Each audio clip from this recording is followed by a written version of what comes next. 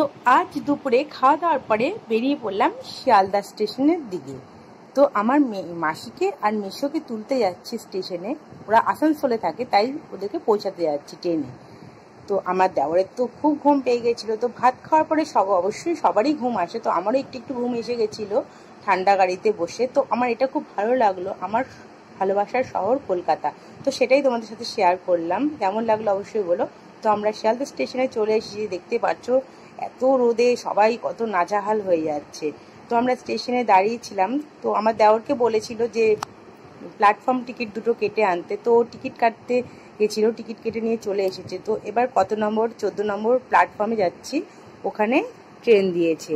তো ওদেরকে ট্রেনে বসিয়ে দেখতেই পাচ্ছ মাসি রুমাল দিয়ে ঘাম হচ্ছে, হাওয়া খাচ্ছে, প্রচণ্ডই গরম। তারপরে চলে আসলো আমাদের জন্য কোল্ড ড্রিঙ্কস। তো আমার দেওর কোল্ড ড্রিঙ্কস নিয়েছিল, একটু গলাটা একটু ভিজিয়ে নিলাম সবাই মিলে।